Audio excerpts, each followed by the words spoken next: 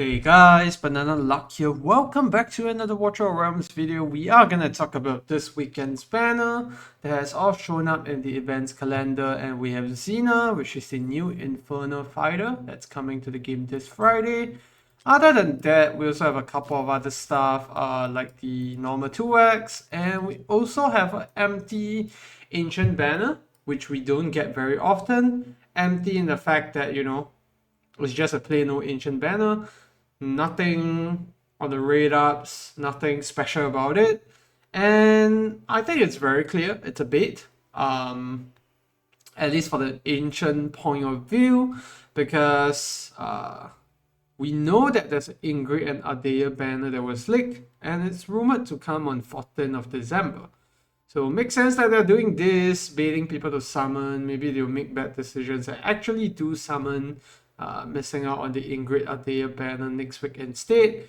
My theory is also that, this gives Wales the opportunity to actually hoard more ancient crystals, because ancient crystals are only sold during ancient banners. And yeah, this is going to be another one of those banners.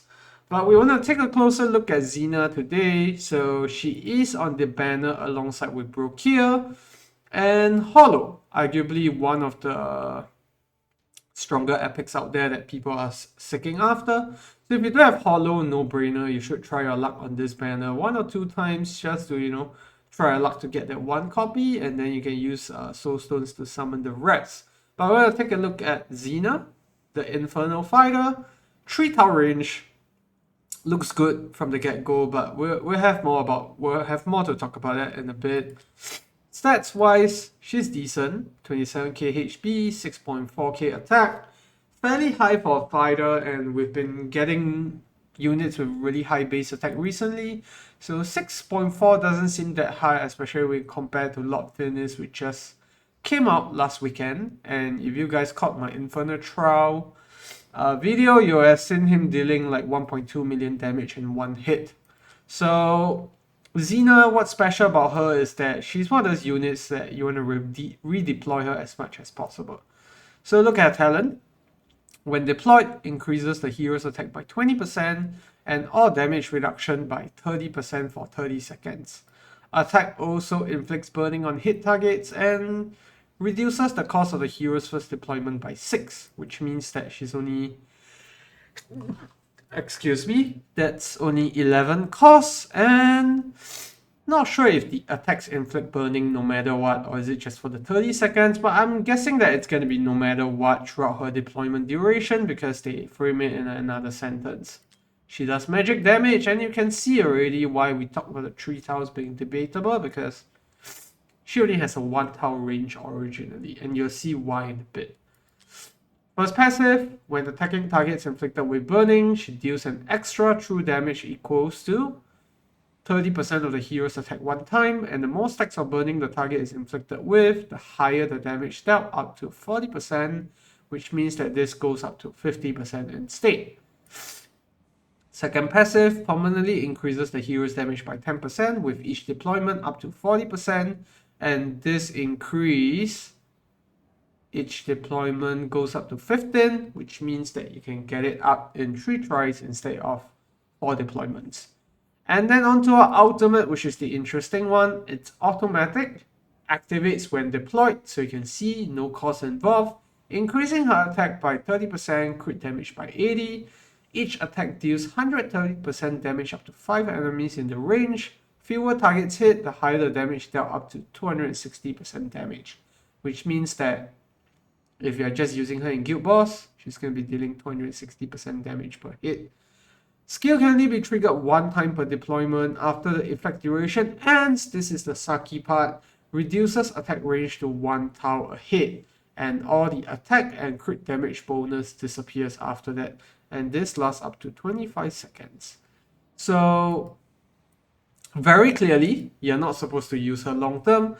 The only place that I can see her from the get-go immediately where she's good is going to be Guild Boss, because if you're using the L'Oreal strat, you'll be subbing in the units from time to time, and that will mean that Xena works perfectly there. So instead of me redeploying my Lord Finis or my Eova, for example, I can redeploy Xena instead, and her kit suits that perfectly because she gets the bulk of the damage from, you know, redeployment.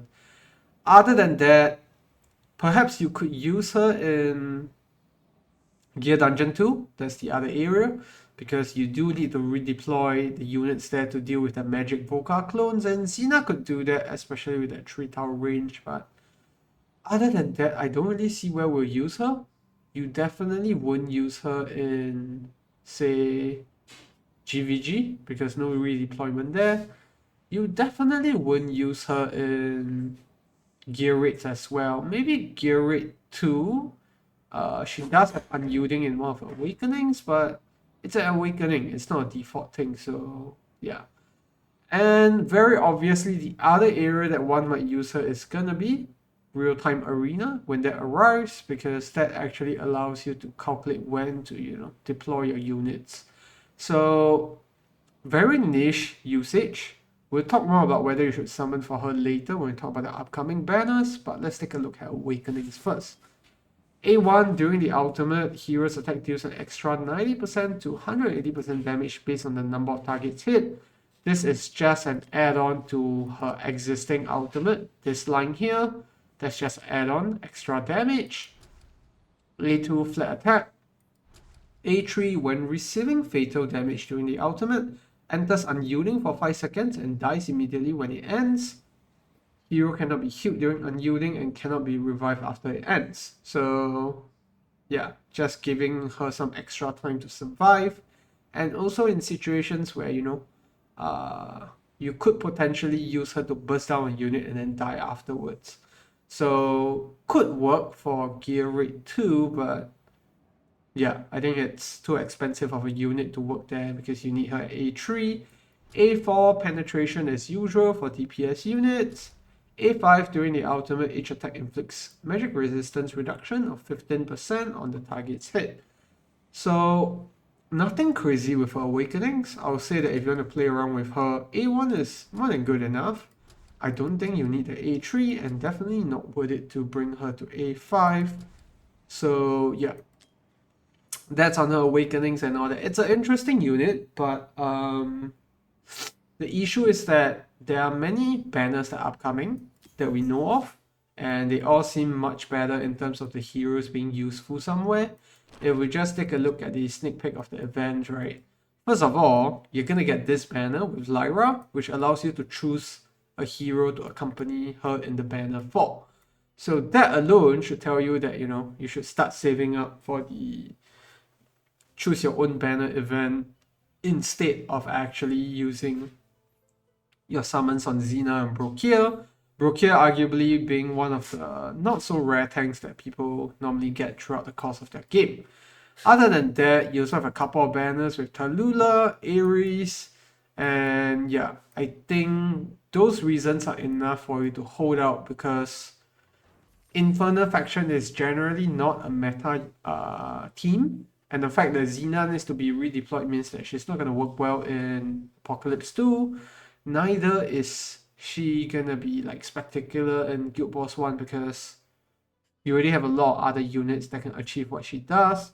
Lord Finis filling that spot perfectly as well. In my case, even if I were to actually replace like another unit, it's gonna be quite iffy for me because look at it here. I can't remove any of these three. They're my main damage dealers. Neither can I remove Lord Finis because he's actually doing decent damage here. Unless you're telling me that, you know, Xena alone can do more than 50 million damage, then maybe it's worthwhile to have her fit in here. But yeah, I just don't see us needing to, you know, use our resources to get a unit like this and max it out where her only use case is going to be Guild Wars 1 most probably. Real-time arena, which, you know, we also wouldn't know when it comes in, and not forgetting the fact that, you know, real-time arena is suited towards chaotic and arbiter teams as usual. So not sure how meta the Infernal teams will be in this situation. Other than that though, I would say even for new players, it is going to be a skip because better banners are upcoming. And the Ancient Banner is definitely a skip because Ingrid and Ardea are literally next week. There's no reason for you to build PD at all because you could get an Ardea along the way with next week's banner instead. So, verdict, please don't summon this weekend. You can do your summons, like the 10x summons on like for your weekly quest on the normal 2x banners, that's completely fine. You can even do it on the Xena Brokkir one, but I think if you're near PD, just skip that quest for a few more days because I get a feeling that maybe that choose your own banner thing might come in next week.